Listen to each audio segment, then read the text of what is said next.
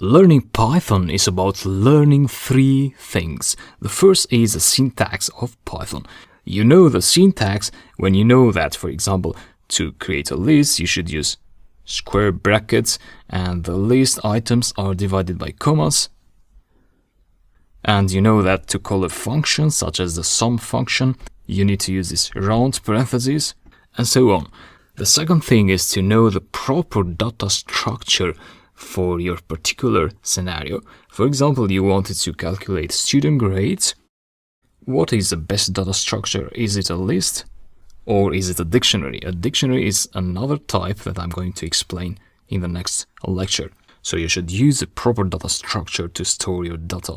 And the third thing is you should know the algorithms.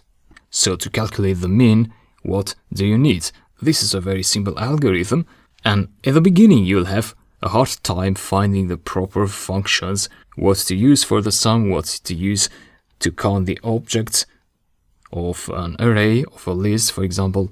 But I showed you how to check for that using the dir and the help function. And that's pretty much it. It's a slow process, but you have to be patient, and with time, you'll be very surprised how good you're going to get.